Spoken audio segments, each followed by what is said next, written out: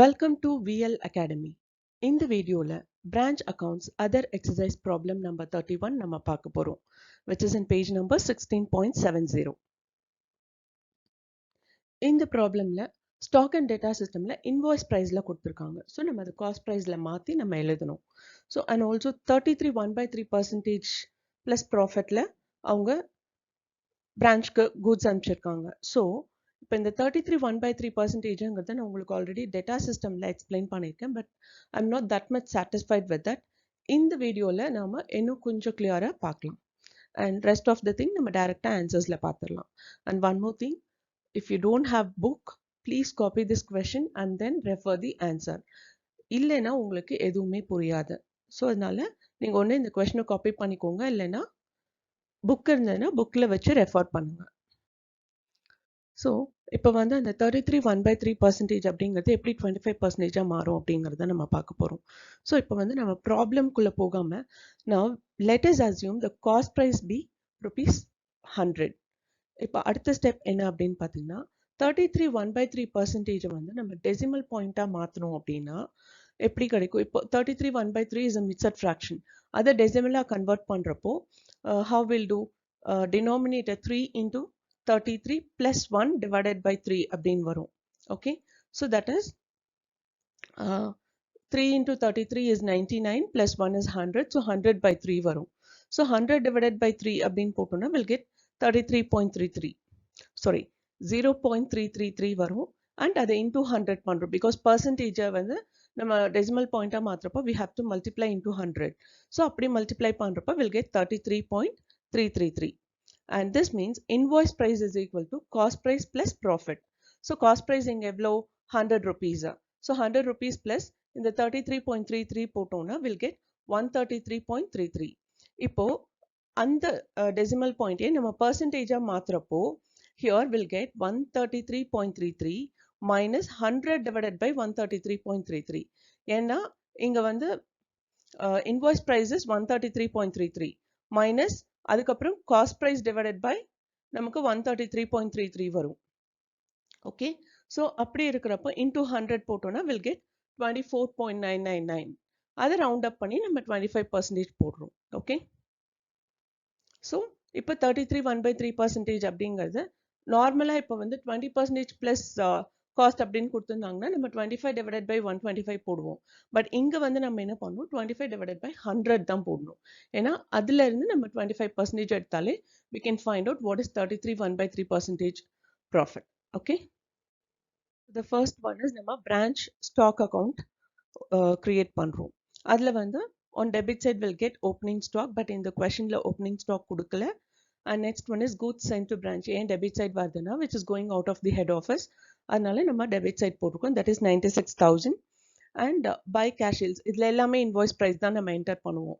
எங்க நம்ம invoice priceல இருந்து cost price மாத்துறோம் அப்படின்னா adjustment accountல. okay, so அதனால இங்க அப்படியே value போட்டுருக்கோம். and here cash sales is 58,000 because cash is coming inside, அதனால credit side காமிச்சிருக்கோம். and goods return to head office, goods is entering into the head office by branch, so அது 4,000 rupees. and closing stock 33,600. இப்போ ரெண்டு சைடும் total பண்ணோம்னா will get a difference of 400 on credit side.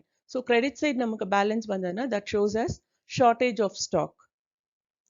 grand total on both sides is 96,000. so நமக்கு 400 rupees worth stock வந்து பத்தாம இருக்கு. So இது ஒன்றும் இல்லைங்க, ரொம்ப ஈஸி தான்.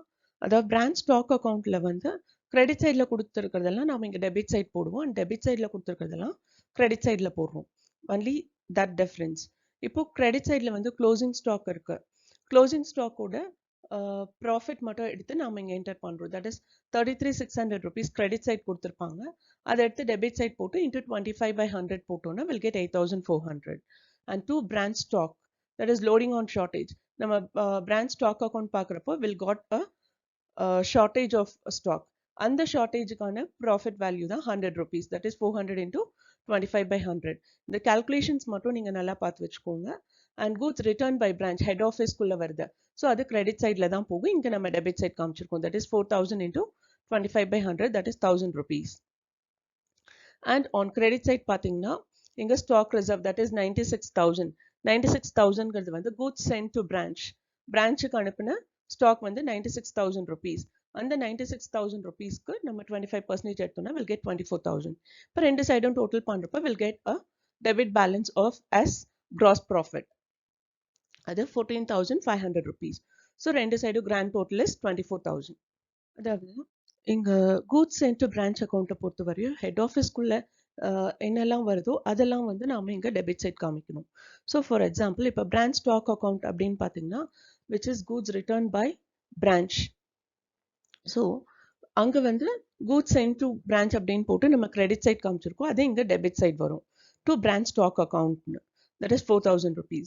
பிரான்ச் அட்ஜஸ்ட்மெண்ட்ல பார்த்தீங்க அப்படின்னா அதுக்கான ப்ராஃபிட் வேல்யூ தனியாக எடுத்து போட்டிருப்போம். உங்க கிளாரிட்டிக்காக நாங்கள் வந்து to goods return by head ஆஃபர்ஸ்னு போட்டிருப்பேன். பட் ஆனால் கூட்ஸ் சென்ட் டு பிரான்ச் அப்படின்னு போட்டுட்டு பிராக்கெட்ல ரிட்டர்ன்னு போட்டு நீங்கள் இந்த கால்குலேஷன் போடணும். Okay, that is 1,000 rupees. அது நான் அங்கே பிரான்ச் அட்ஜஸ்ட்மெண்ட்ல வந்ததுனால இங்கே debit side to branch adjustment அக்கௌண்ட்னு வருது. Okay, and on the other side goods sent to branch account by branch stock account 96,000 நம்ம வந்து பிரான்ச்சுக்கு அனுப்பிச்ச ஸ்டாக் அது. ஸோ இப்போ ரெண்டு பக்கமும் நம்ம டிஃபரன்ஸ் பார்த்தோம் அப்படின்னா will get balancing figure as 91,000 that has to be as purchase account or trading account. இங்கே பர்ச்சேஸ் அக்கௌண்ட் ஏன்னா ஆன்சரில் பர்ச்சேஸ் அக்கௌண்ட் போட்டுருக்கு. It means that we are doing a trading business. Okay, and grand total is 96,000 on both the side. So next one is branch profit and loss account. நம்ம already adjustment account create பண்ணி அதில் gross profit கண்டுபிடிச்சிருப்போம்.